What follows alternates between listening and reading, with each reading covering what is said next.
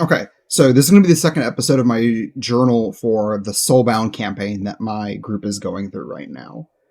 Um, so I'm a little bit late on this. I've just kind of been depressed and low energy. Not sure if I wanted to do a second video on this because I don't think the series is going to do very well, but I might go ahead and just run it through Crash and Burn, and then I'll see how I'm feeling about continuing it from there.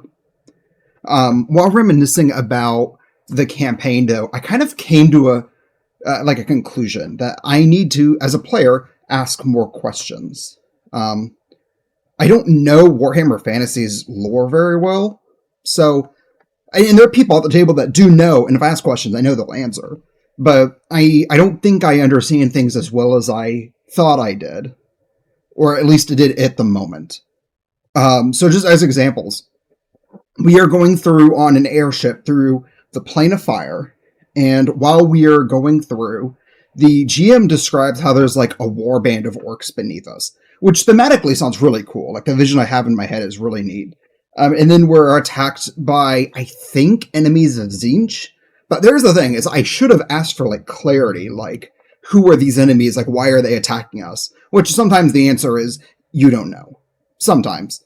But yeah, other things like I should have asked, like I guess I don't understand, like is Plane of Fire a region? Are we literally going to another world? I don't know why the orcs are there if we're going there. That sounds like an area we should avoid. I just don't understand enough, and that's my fault for not asking more questions. So I need to do that. Second thing I'm learning is that the players, our cooperation is terrible. We'll get into that later. And next journal entry again, because I'm that far behind on making these videos now. But last time we left off, we were in an airship battle, and we got thrown out of the air. The airship we were on was essentially destroyed, and we crash landed. Thus, Crash and Burn. Duh. So we were dropped into the battle with the fallen airship, an area of constant like damage because everything's on fire and there's a lot of smoke. 3 of the 5 of us did not make our check to brace for impact, myself included. So the DM rolled randomly just to see where we like fall in which zone. Coincidentally, all of us fell into the same zone, which made things really easy for us because some of us still had some toughness damage from the last fight. And our healer has an AoE heal. I don't know if they can only AoE heal or that's what they chose, but our healer is keeping us alive very well, so it's all good. But the enemies we're fighting have pretty high initiative. They didn't go first, but they went pretty early and just lit us up with arrows. So I come to the conclusion, I'm like, okay, I've got good mobility. I'm going to go run in and start taking care of these enemies. On that, there's a few other things going on. So there's a zone of like injured civilians that are fighting with us. They have to be protected. There's a zone of people that are inside the wreckage of the airship. They have to be rescued out. There's a zone with enemies, a zone with the captain is trying to get some breathing apparatuses so we don't keep taking damage just from being here. And then there's a zone with supplies. My idea when I said I'm going to go take care of the enemies is that leave this to me. Instead, what happened is the entire rest of the party decide to spend the entire first round taking care of enemies instead of rescuing civilians. And it worked out in the end, so. But that's like a first instance of our coordination is not very good, which makes sense, because none of our characters know each other prior to the Soulbound, which means they've known each other 2-3 days. Like, you expect coordination to be really bad. It's definitely something to work on. But we get through it, we kill off all the enemies, and then we start our skill challenges of trying to rescue civilians and supplies. Everyone seems to be going to rescue civilians, so I decide I'm going to go rescue medical supplies, food, whatever we've got. I take care of that really fast, and then even make it in time to start rescuing civilians. I completely ignored the whole, stop taking damage, because I don't seem to take a lot of damage. I'm a stealthy boy, I've got good armor, I've got good evasion. I think it's average, technically, not good, but it'll be good eventually. Yeah, I seem to be surviving pretty well. But I get through the skill checks, we rescue everyone, and we decide we need to get out of here because everything's on fire, there's demons everywhere, this is a bad place to be. So we make a survival check trying to get out of here, and by we, I mean our orc is leading us through the plane of fire, which probably makes sense, but they decide we need to get away from the skyline because we don't want enemies to keep tracking us, and we go into an underground tunnel. The tunnel leads us to a fallen human city underground. What I thought was going to happen is I thought we were doing a go around the table and everyone gets to what are you doing? We didn't really make it around the table. We kind of just stopped at the church, which gave our nun a bit of RP time, and then pretty much some undead. I don't know if they're a ghost or a skeleton. I think they're a ghost, but yeah, pretty much rises up and tells the nun, "You can go." But everyone else here has to die, which is not a deal any of us are going to make, obviously. So, funny thing is, we actually do have we've had several options to just abandon the civilians we're escorting, which would probably make things a lot easier on us. But we're trying not to do that because we're trying to be heroes. The other thing is that while we're in the city, this introduces the Doom system, which is sort of how well are things in this area going?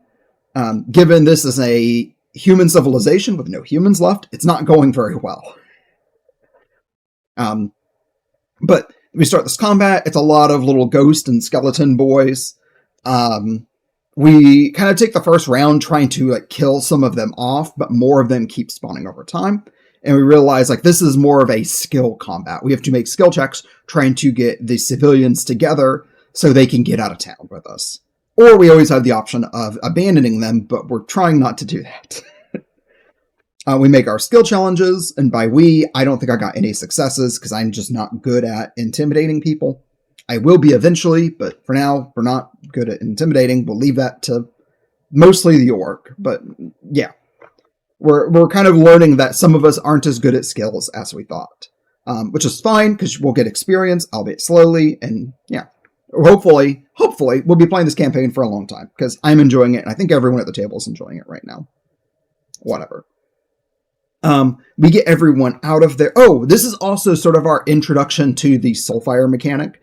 We used a Soulfire in the first combat, because one of our players was, nearly dead, so we used a Soulfire to pretty much get all of his health back, which is not intuitive. But the Soulfire mechanic pretty much says, everyone in the Soulbind, which is 4 of the 5 of us, has to agree to use a Soulfire, or they can choose to use it, but it increases the Doom level because you're going against the party's will. Which is interesting, but I don't think that's going to really come up very often. We used one Soulfire and almost another, and I've decided I'm going to be a little antagonistic on how we use our Soulfires, because I don't think we get a lot of them.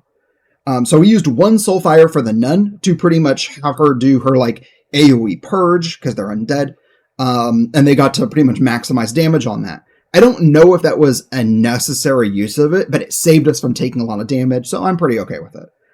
The other one was our orc tried to cast a buffing spell to just buff up. I think it was buffing up our melee accuracy and damage. They failed the spell and wanted to use a Soulfire to instead get successes.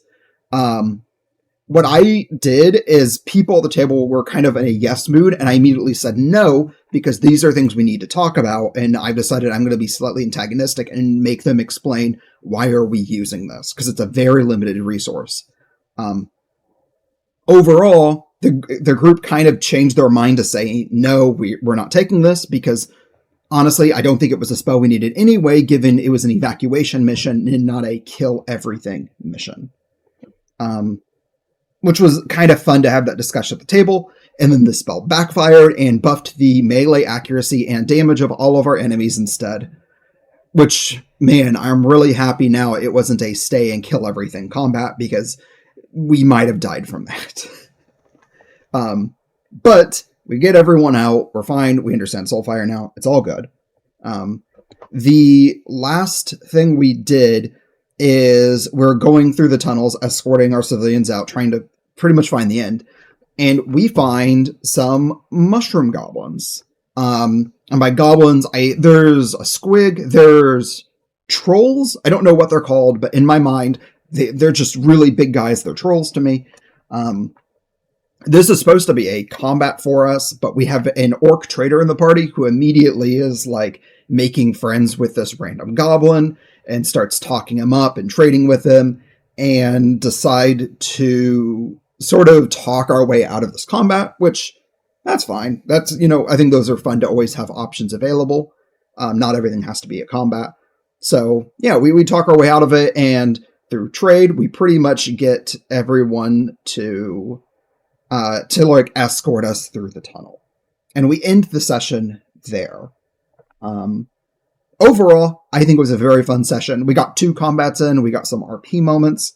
One of the main issues I'm kind of having, and I still have, is the goal system, because goal is where you get your experience from. You don't get just experience by playing. And it's a mix match system where you have to set goals, and then when you meet those goals, you get experience. But I'm kind of wondering if this is going to cause some players in the party to outpace by making easier goals, or are some of our goals taking longer than others.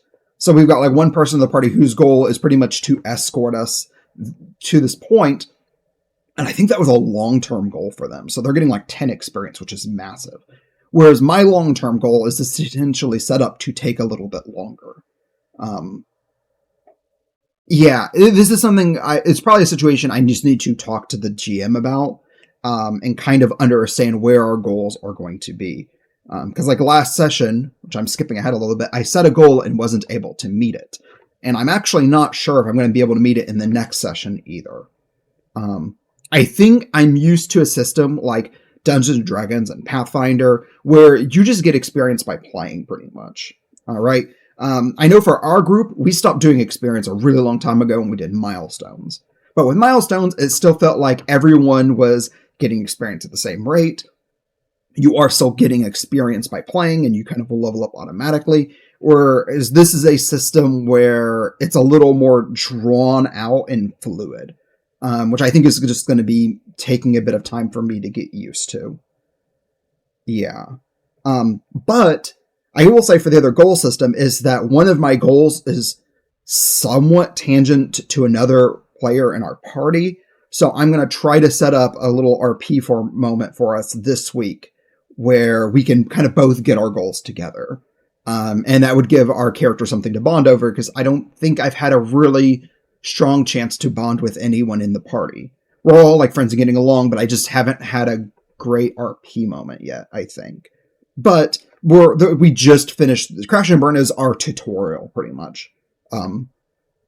So yeah, next time I make another one of these videos, it'll be the end of Crash and Burn, and then I'll be caught up.